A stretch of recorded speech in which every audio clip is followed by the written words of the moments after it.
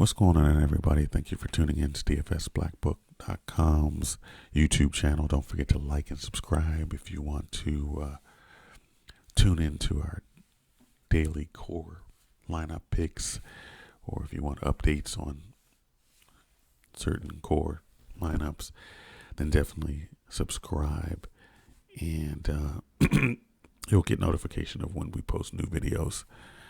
Sorry for the voice. I'll try to work my way through it today. All right, so who do we like? First of all, just a bird's eye, just an overall view of the slate.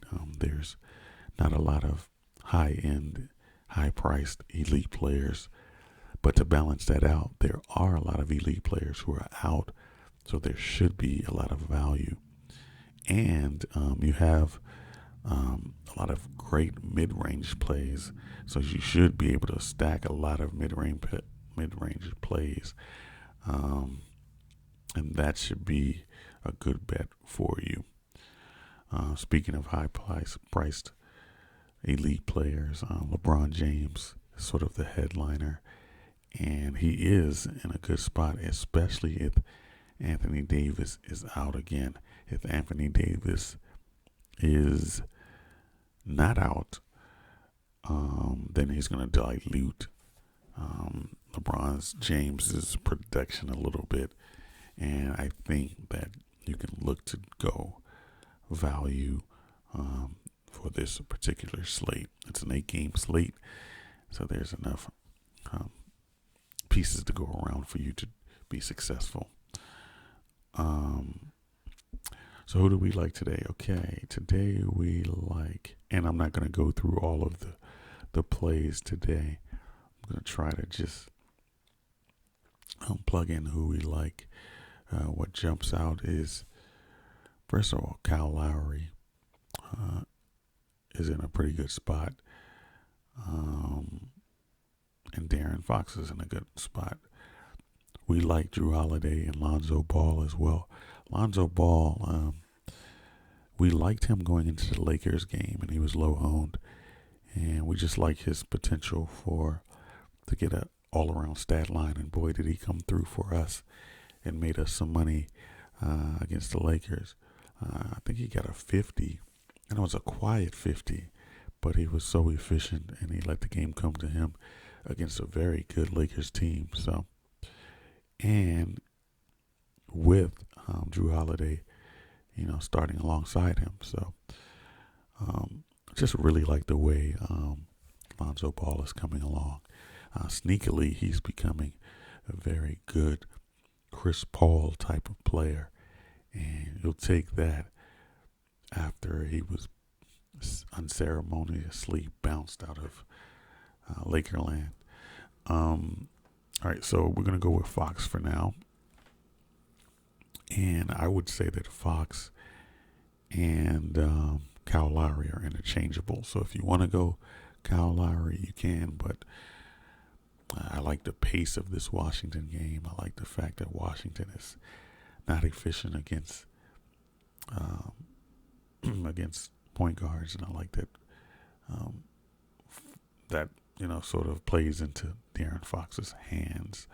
So we like Darren Fox. Who else do we like? Beal is in a good spot.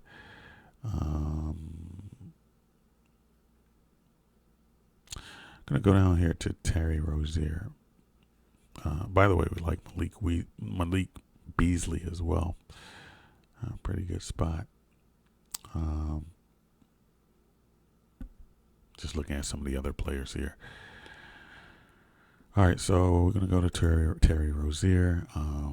Devontae Graham is doubtful. Terry Rozier, you're going to have to do your thing today. We like the fact that San Antonio is not necessarily a great rebounding team. Excuse me. They're also not great against the assist. So Terry Rozier has an opportunity to fill up the stat sheet and get a quiet, 40, 43 points, fantasy points. He needs about 35 to pay off this price, and let's hope he does it. Last game, he had that opportunity and he didn't do too well. 6 for 18 isn't going to cut it. He's not the best field goal percentage player anyway, but as long as he can get his peripherals going, we think he can be successful. So we're going to put him in there. Small forward, going to go back to DeMar DeRozan.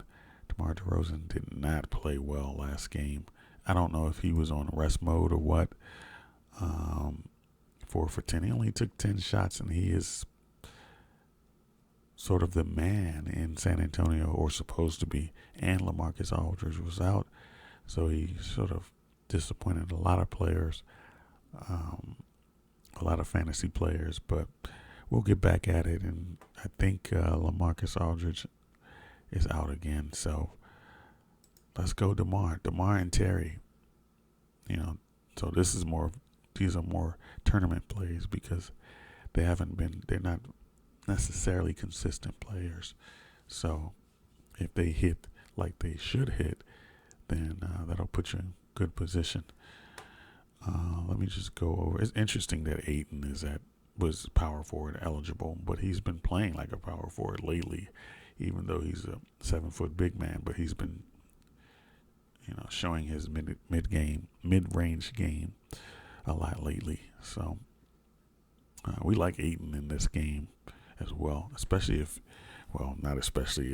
Ibaka won't be able to necessarily handle him, although we would like Ibaka if he returns as well. But anyway, no power forward for you today.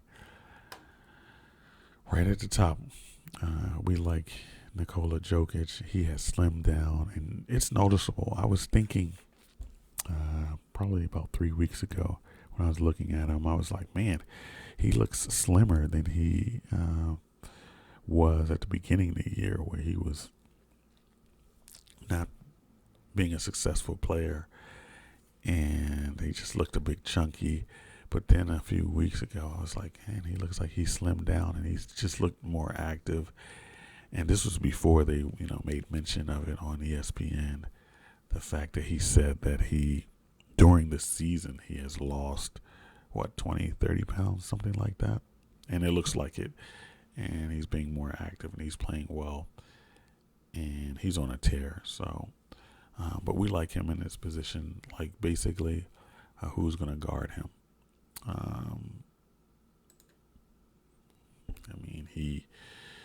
He has a chance to get a triple-double. And I hope he does. Because that would help this lineup. And that would get us more subscriptions on this YouTube channel. All right, so that leaves us with 4,700. And I'm going to give you a value play. And it's not chasing points. He did pretty well last game. And I forgot all about him. Steven Adams is in a good position, by the way. We like Harry Giles III.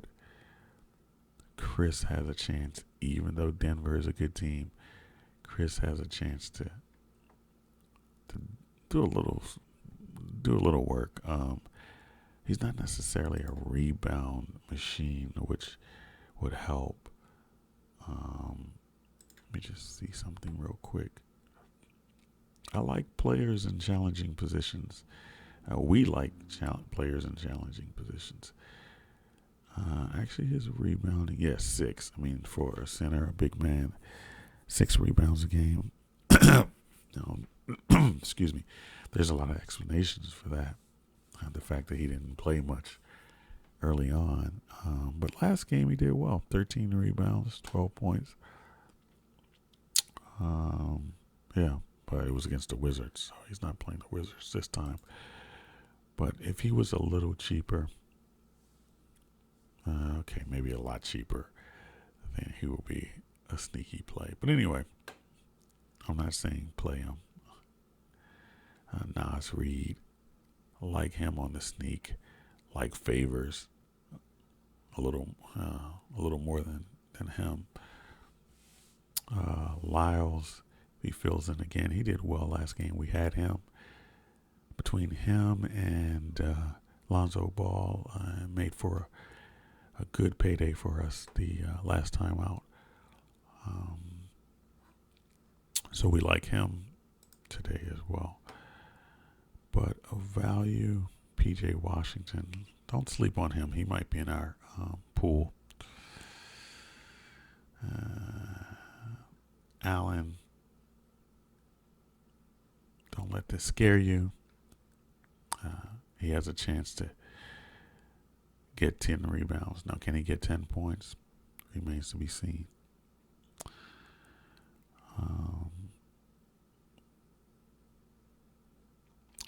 So we're going to go with Alex Len. Alex Len last game was a surprise, and I forgot all about him because Sacramento was playing a team where they needed a center body to sort of, and I can't remember what the last game was.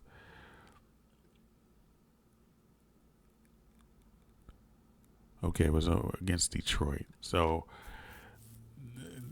they didn't need a center body, but they were in a position where if they had a center, any serviceable center, the center had a chance to be successful.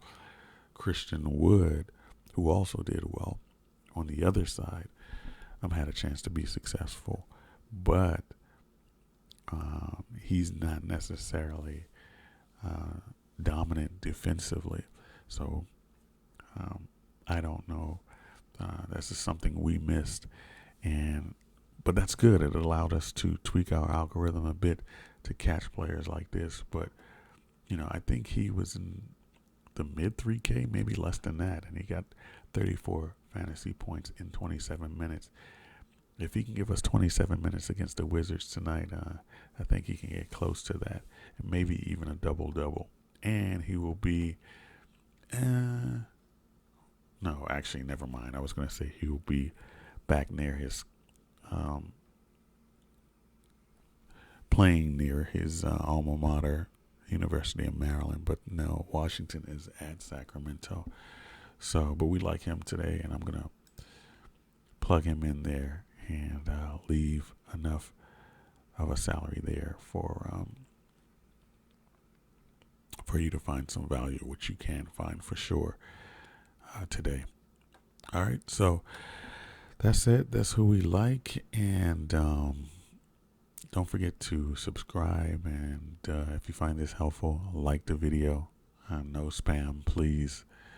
And yeah, let's do it.